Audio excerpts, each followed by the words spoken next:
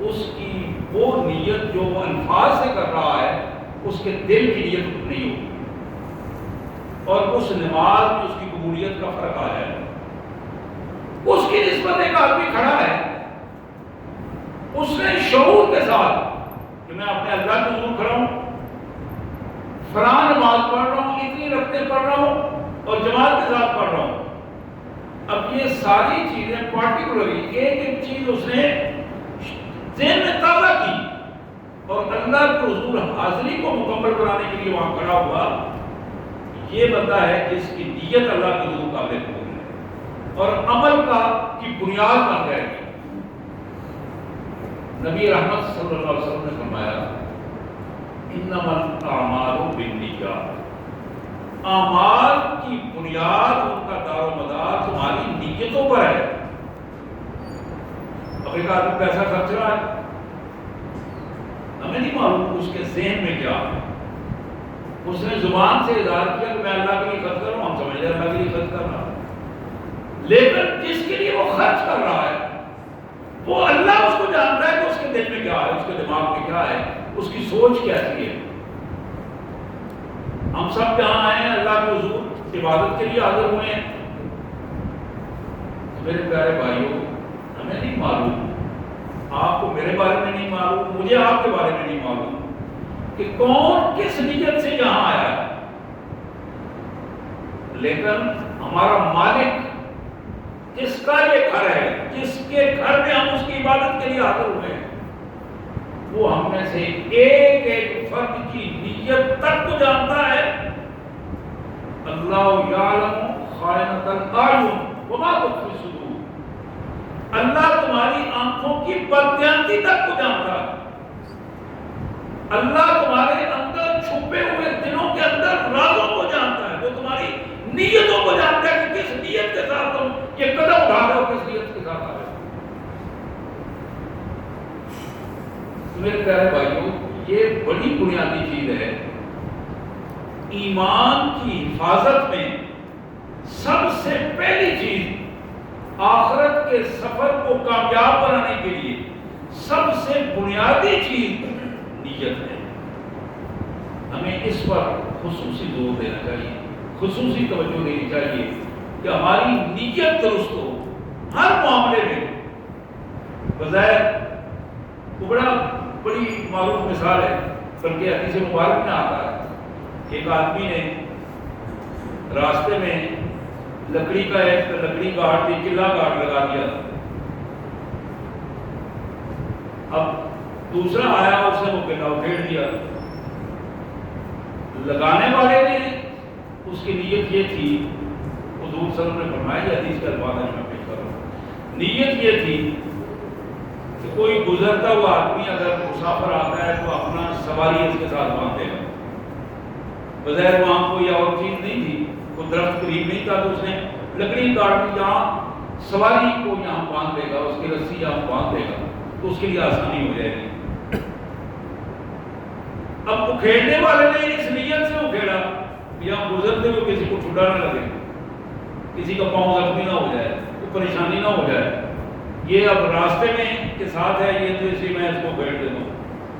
تو نبی رحمت صلی اللہ علیہ وسلم نے فرمایا کہ ان دونوں کو اللہ اجر عطا فرمائے۔ اب کام بالکل مختلف ہیں، لکڑی لگانے والا، میز لگانے والا اس کا الگ کام ہے، لیکن اکھیڑنے والے کا بالکل الگ کام ہے۔ دونوں کی سوچ اللہ کی رضا ہے، یہ وہ بنیاد ہے کہ جس کی وجہ سے اللہ تعالیٰ ان دونوں کو اس کا اجر عطا فرمائے۔ جب کوئی کام بھی عصبیت کا شکار ہو جاتا ہے وہاں نیتوں میں تبدیلی آ جاتی ہے، مفادات کا شکار ہو جاتا ہے وہاں نیتوں میں تبدیلی آ جاتی ہے، جہاں تحفظات کا شکار ہو جاتا ہے بندہ وہاں نیتوں میں تبدیلی آ جاتی ہے۔ تو ایک پہلی چیز جو آج میں آپ سب بھائیوں بہنوں تک پہنچانا چاہتا ہوں کہ ہمیں اپنے ہر کام میں اپنے اللہ جس کے ہم بندے ہیں، اپنے اللہ سے رابطے میں رہ کر اپنی نیتوں کو درست کرنا چاہیے۔ آپ گھر سے نکلتے ہیں، یہ نیت کر کے نکلیں کہ یا اللہ آج کا دن میری پوری کوشش ہوگی کہ تیری نافرمانی نہ ہو. اب یہ نیت ہے، ارادہ لے کے گھر سے نکلا ہے. آج کا دن میں کسی پر ظلم نہیں کروں گا، کسی پر زیادتی نہیں کروں گا، آج کا دن میں حرام نہیں کھاؤں گا، حرام سوچ نہیں پیدا ہونے دوں گا، حرام عمل نہیں بننے دوں گا. یہ وہ چیز ہے کہ جب اس سوچ کے ساتھ بندہ اپنے گھر سے نکلتا ہے، اس خوبصورت نیت کے ساتھ نکلتا ہے، اللہ کے رسول صلی اللہ علیہ وسلم نے فرمایا کہ جو اچھی سوچ کے ساتھ نکلے، اس سوچ پر عمل نہ بھی ہو سکے، لیکن راستے میں اگر اس کی موت آ گئی ہے تو اللہ تعالیٰ اس کی نیت پر اس کو اجر اس کا عطا فرمائے.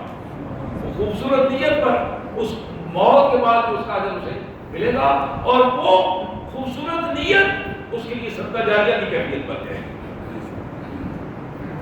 اب اس ساری گفتگو کو اس حدیث مبارک کے پس منظر میں جب ہم دیکھتے ہیں تو ہمارے لیے یہ لازم ہے کہ ہم اپنی کوئی بھی کام ہو،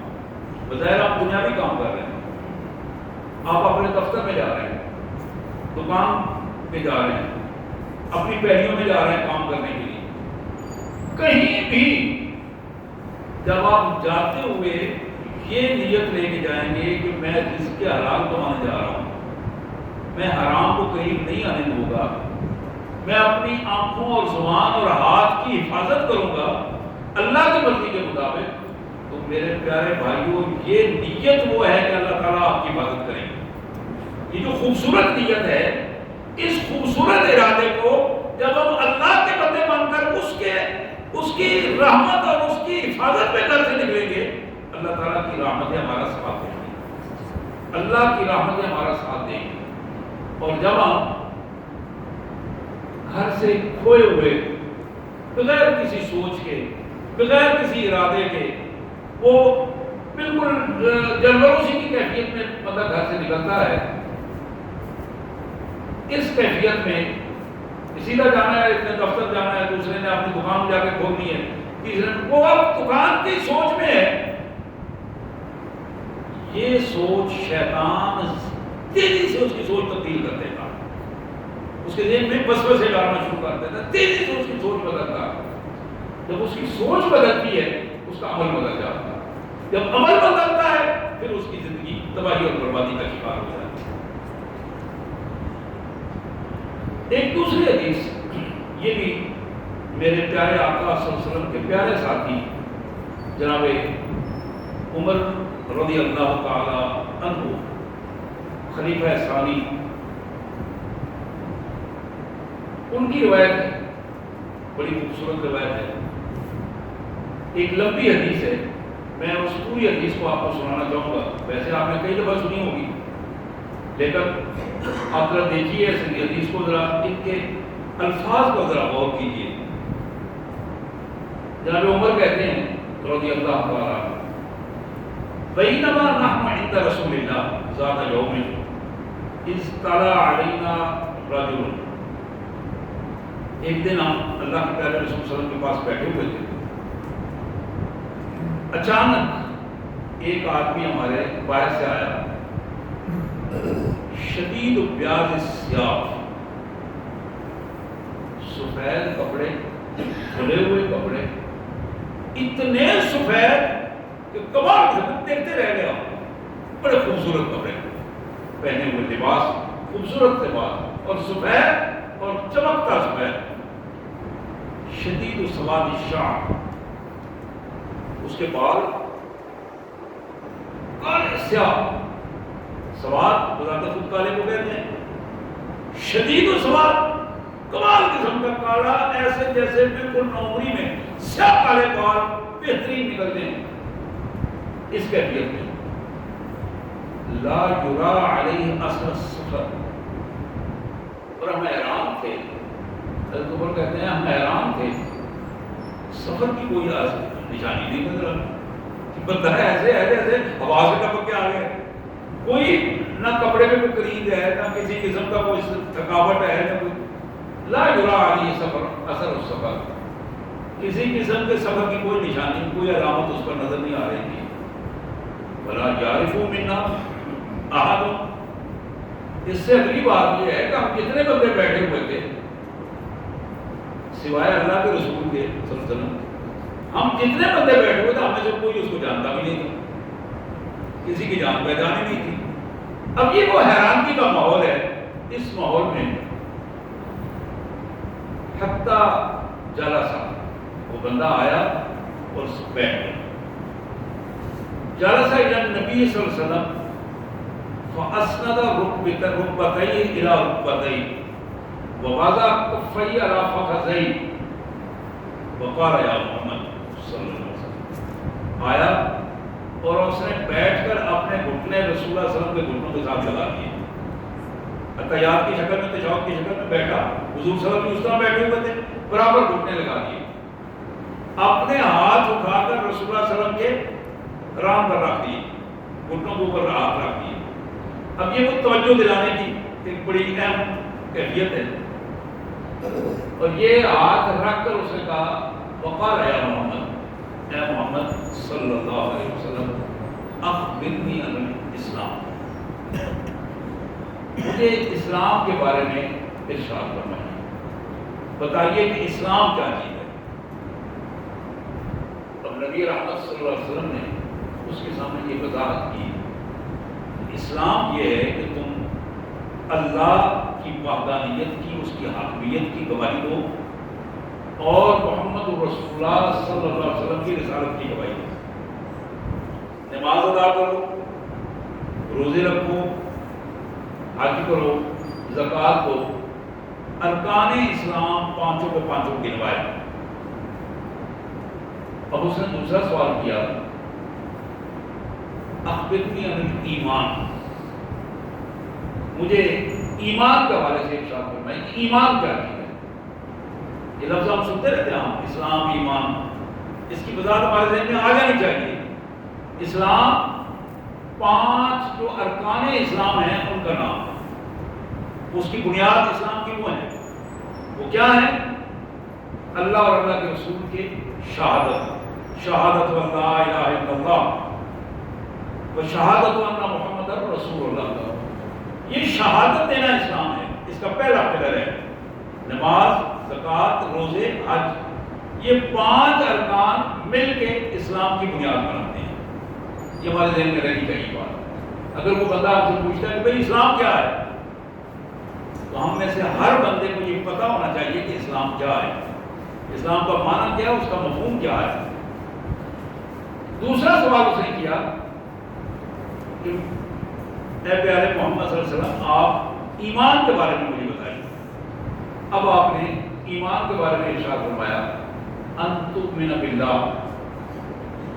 ایمان یہ ہے کہ تم اللہ پر یقین کرو، اللہ پر یقین کرو، اس یقین کا اظہار کرو۔ تو اللہ کا کیا یقین کرنا ہے؟ لا الہ الا اللہ وحدہ لا شریک لہ، یہ یقین ہے۔ یہ تسلیم کر دیا جائے کہ جس کو حضور سجدہ کرتے ہیں اسی کا حکم مانیں گے۔ یہ نہیں ہے کہ سجدہ اللہ کو کریں اور حکم کسی بدبخت کا مانیں، یہ نہیں۔ ایمان کا تقاضا یہ ہے ان تؤمن باللہ وحدہ، کہ ہم اپنے اللہ پر مکمل یقین کے ساتھ، جس کے لیے ہم مسجد میں نماز پڑھنے آتے ہیں، جس کے حضور ہم سجدہ کرتے ہیں، جس کے لیے ہم حج کرتے ہیں، جس کے لیے روزہ رکھتے ہیں، جس کے لیے زکوٰۃ دیتے ہیں، حکم اس کا ماننا ہے، ہماری زندگی میں حاکمیت اس کی ہے، قانون اس کا ہے، تب جا کے وہ ایمان کا تقاضا پورا ہوگا۔ پھر یہ ایمان جو رسالت پر ایمان ہے، یہ ایمان جو آخرت پر ایمان ہے، یہ ایمان جو اچھی بری تقدیر پر ایمان ہے، ان ایمانیات کا آپ نے اظہار فرمایا۔ اب اس نے تیسرا سوال کیا تھا، تیسرا سوال، یا رسول اللہ من احسان، یا رسول اللہ احسان کے بارے میں ذرا ارشاد فرمائیے کہ احسان کیا ہے، احسان کیا؟ پہلا سوال تھا اسلام کے حوالے سے، 5 پلر بتائے۔ دوسرا سوال تھا ایمان کے حوالے سے، ایمان کی بات بتائی۔ اب یہ تیسرا سوال تھا احسان، حضور اکرم صلی اللہ علیہ وسلم نے فرمایا ان تعبد ربک کأنک تراہ فإن لم تکن تراہ فإنہ یراک۔ احسان یہ ہے کہ تم اللہ کے بندے اس طرح بن کر رہو، اس میں عبادت بھی ہے، ساری بندگی کی کیفیت ہے، پوری زندگی ہے۔ ان تعبد ربک، تم اللہ کی عبادت اس طرح کرو، اللہ کے بندے اس طرح بن کر رہو، کأنک تراہ، گویا کہ تم اپنی آنکھوں سے اپنے مالک کو دیکھ رہے ہو۔ کیفیت یہ بننی چاہیے۔ یہ کمال، احسان کا کمال درجہ ہے کہ بندہ اب ایسے محسوس کرے جیسے میرا مالک میرے بالکل سامنے ہے، میں اپنے مالک کو دیکھ رہا ہوں، اس کی اطاعت، اس کے حکم کی بجاوری، اس کے حکم کی فرمانبرداری کرتے ہوئے میں بالکل کہیں اور میرا دھیان ہی نہیں ہے، جہاں دیکھتا ہوں، جس انداز میں دیکھتا ہوں، مجھے اپنا مالک نظر آتا ہے۔ آپ نے فرمایا فَإِن لَمْ تَكُن تَرَاهُ، احسان کا دوسرا درجہ یہ ہے اگر تم اپنے اللہ کو اس طرح محسوس نہ کر پاؤ فَإِنَّهُ يَرَاكَ، تو کم از کم یہ ہو کہ وہ تمہیں دیکھ رہا ہے۔ یہ کم از کم درجہ ہے کہ وہ تمہیں دیکھ رہا ہے۔ حضرات، احسان کی یہ ڈیفینیشن، احسان کی یہ تعریف، احسان کا یہ مطلب اور مفہوم جو میرے پیارے آقا صلی اللہ علیہ وسلم نے ارشاد فرمایا، اس کا مطلب یہ ہے کہ جس بندہ مومن نے اسلام کو قبول کیا ہے اس کے لیے لازم ہے کہ ایک قدم آگے خوشی سے برضا و رغبت اس پر عمل کے لیے تیار ہو جائے، روتے دھوتے ہوئے نہیں۔ اسلام رونے دھونے کا نام نہیں ہے، اسلام خوشی سے برضا و رغبت عمل کرنے کا نام ہے کہ بندہ خوشی سے اس کیفیت میں آئے۔ میں مثالیں نہیں دوں گا، ہزاروں مثالیں میرے ذہن میں آ رہی ہیں، بار بار آ رہی ہیں رسول کائنات صلی اللہ علیہ وسلم کے دور مبارک کی، کہ کس طرح صحابہ کرام اپنی ہر چیز اللہ کے رسول صلی اللہ علیہ وسلم کے ایک حکم پر قربان کر کے پھر بھی سمجھتے تھے تو ہم نے تو حق ادا نہیں کیا، وہ کام کر نہیں سکا جو ہمارا اصل حق تھا، وہ فرض تھا، وہ ہم ادا نہیں کر پائے۔ تو میرے پیارے بھائیوں، رسول اللہ صلی اللہ علیہ وسلم سے احسان کے بارے میں پوچھا گیا۔ اب چوتھا سوال جو کیا گیا، اس بندے نے پوچھا اخبرنی عن الساعہ، میرے آقا قیامت کے بارے میں ذرا ارشاد فرمائیے، قیامت کب آئے؟ اس کا جواب بڑا کمال جواب ہے جو رسول اللہ صلی اللہ علیہ وسلم نے دیا، مل مسئول عالم من السائل، جس سے سوال کیا جا رہا ہے وہ سوال کرنے والے سے اس سوال کو زیادہ نہیں جانتا، یعنی جتنا تم جانتے ہو اتنا میں جانتا ہوں۔ قیامت کے بارے میں جتنی تمہاری معلومات ہے اتنی میری ہے۔ اس کا اگلا پہلو کیا ہے کہ سوائے اللہ کا اور کوئی نہیں جانتا۔ جواب یہ ہے اللہ کے علاوہ اور کوئی نہیں جانتا،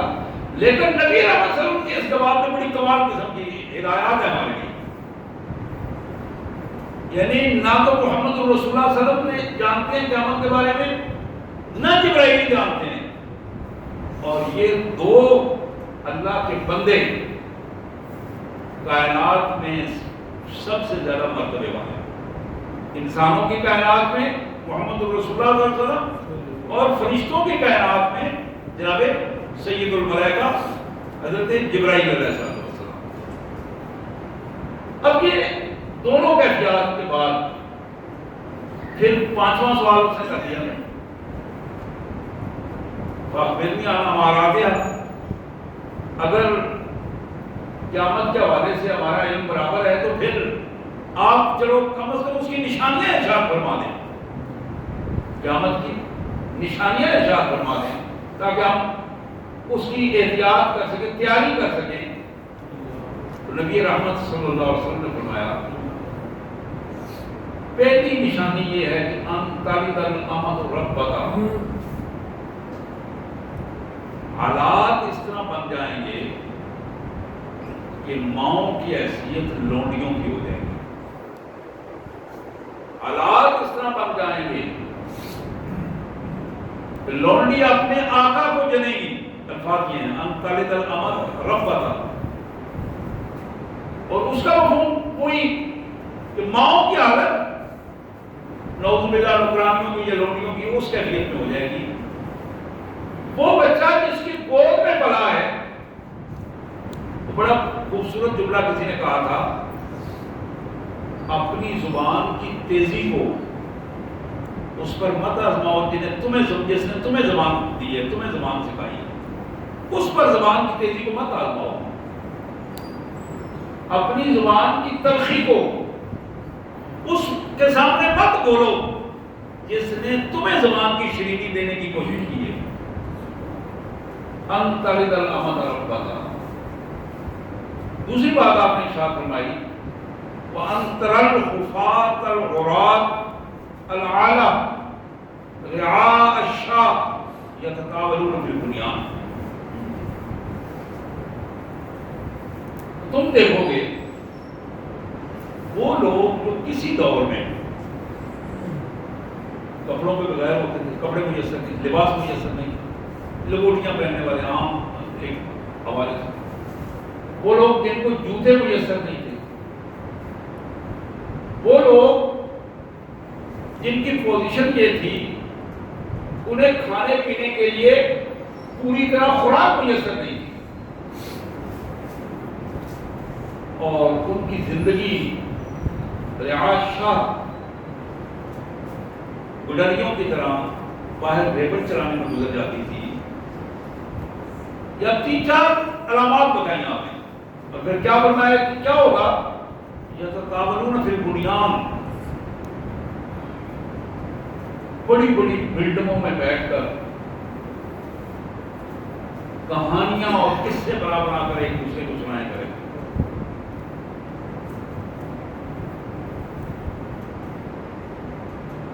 میں کوئی تنقیدی کہانی کروں لیکن میں مثال ضرور دینا چاہوں گا. رائے کے محلات میں آل شریف ہوگی، بنی گالا کے محلات میں آل عمران ہوگی،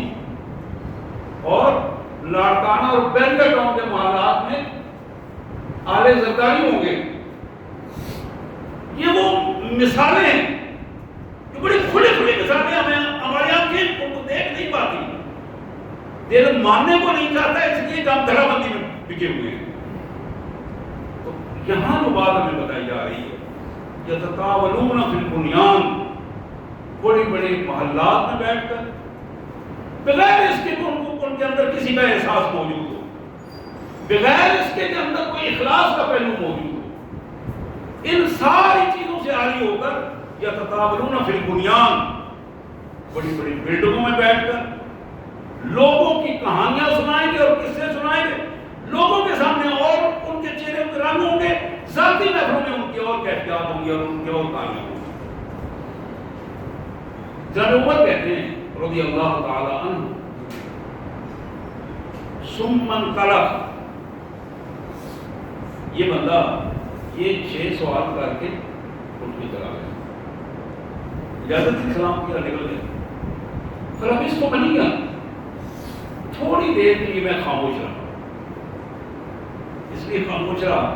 کہ اللہ کے رسول صلی اللہ علیہ وسلم خود ہی ارشاد فرمائیں گے، کہتے ہیں کہ جب میں خاموش تھا باقی ساتھی بھی خاموش تھے. قال رسول اللہ صلی اللہ علیہ وسلم یا عمر اتدرون من السائل، عمر جانتے ہو یہ سوال کرنے والا کون تھا؟ تمہارے علم میں ہے تو جانتے ہو؟ قلت اللہ و رسول عالم، میں نے عرض کیا اللہ اور اس کا رسول ہی جانتے ہیں، میرے علم میں نہیں ہے. میرے آقا آپ ہی ارشاد فرمائیے. آپ نے فرمایا فَإِنَّهُ جبرائیل، یہ جناب جبرائیل تھے علیہ السلام، اتاکم یعلمکم دینکم، وہ اس لیے آئے تھے کہ تمہیں تمہارا دین سکھائیں، اسلام سکھائیں، ایمان سکھائیں، احسان سکھائیں، قیامت کے بارے میں بتائیں، اس کی نشانیوں کے بارے میں بتائیں، اور تمہیں دین کی پوری کیفیت جو تمہارے سامنے رکھیں۔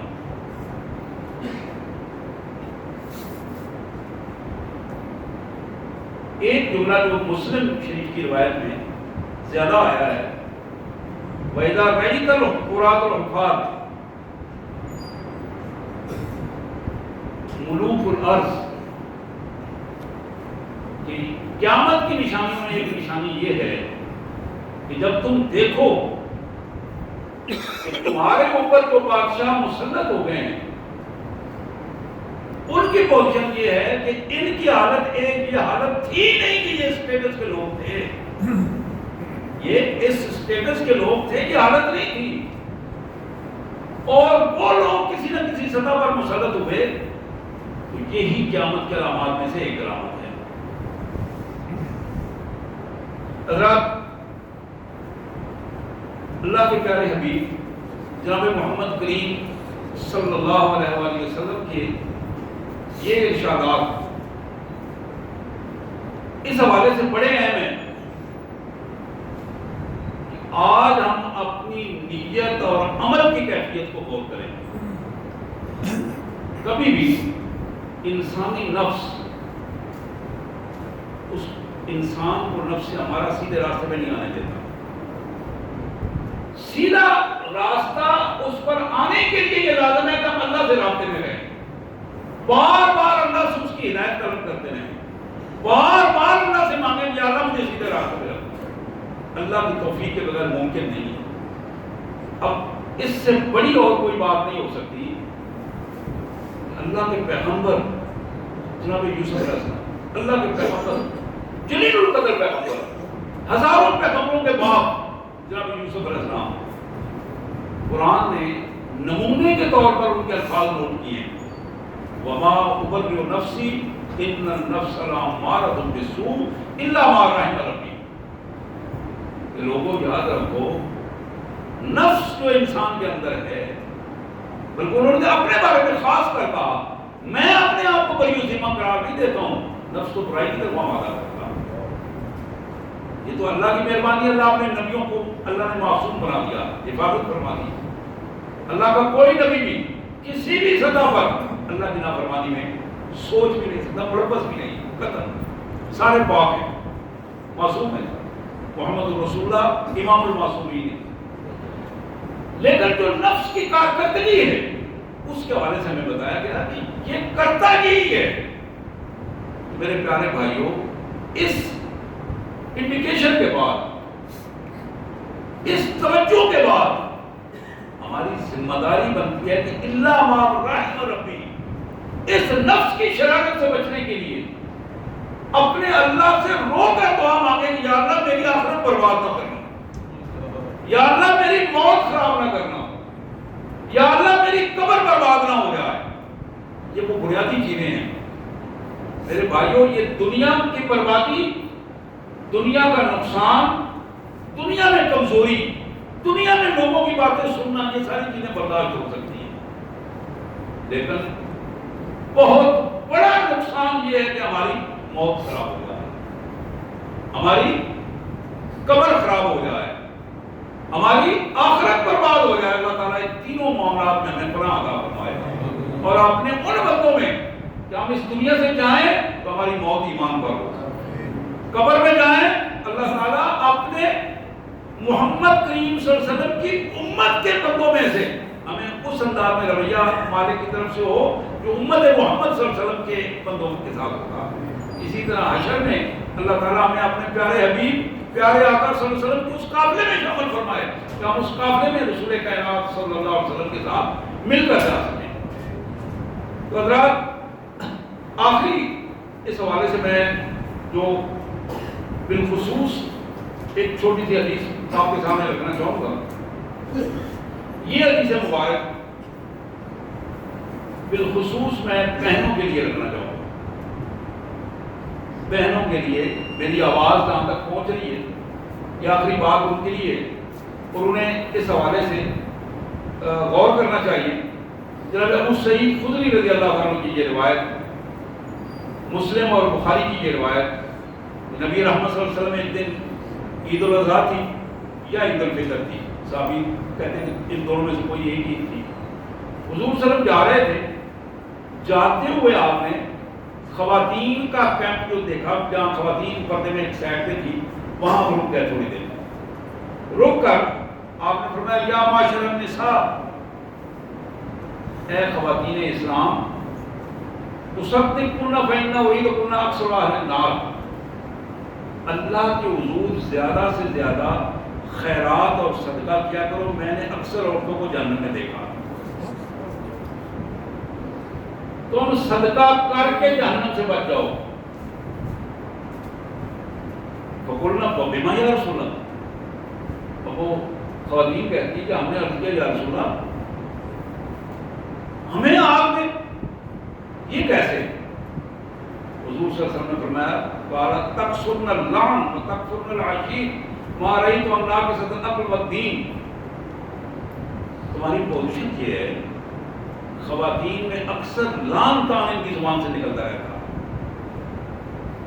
لعن طعن نکلتا رہتا ہے ان کی زبان سے، اور تمہاری پوزیشن یہ ہے کہ تم اپنے خامن کی ناشکری بھی کر جاتی ہو، خامن چاہے جتنا بھی تمہارے لیے آسانیاں پیدا کرنے والا ہو، کسی نہ کسی وقت ناشکری کرتا ہے، تو بعض خواتین کو بڑے کھلے انداز میں ہو جاتا ہے، ما رأیت عن ناقصات العقل والدین، دین اور عقل میں تمہاری کمزوریاں ہیں جس کی وجہ سے تم آگ میں زیادہ جانے کی پوزیشن میں ہو۔ تو پھر آپ نے فرمایا اچھا خاصا عظیم لب الرجل،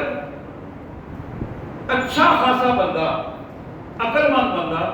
تم اس کی عقل کو منٹوں میں اڑا کے رکھ دیتی ہو۔ خواتین نے اس کا انکار نہیں کیا، کوئی دلیل جھوٹی دلیل نہیں دی، تسلیم کیا کہ واقعی یا رسول اللہ اس طرح ہوتا ہے۔ آج چھوٹی سی کوئی دین کی بات کریں نا، 7 دلائل آگے گھڑ کے رکھے ہوتے ہیں اور یہ شیطان دلائل دیتا ہے، حالانکہ اللہ اور اللہ کے رسول کی بات ہو تو وہاں دلیل ہے، ختم ہو جاتی ہے۔ یہ یاد رکھیے کہ جب دین کی بات آ رہی ہے اور وہ قرآن سے آ رہی ہے یا حدیث سے آ رہی ہے، اس کے مقابلے میں کوئی دلیل نہیں ہے، کوئی دلیل نہیں ہے۔ نبی رحمت صلی اللہ علیہ وسلم نے فرمایا قلنا وما نقصان دیننا وعقلنا، تو خاتون کہتی ہیں کہ ہم نے پھر عرض کیا یا رسول اللہ یہ دین اور عقل میں ہماری کمزوریاں کیا ہیں؟ قال لیس شہادت المرء مثل شہادت الرجل، آپ نے فرمایا کہ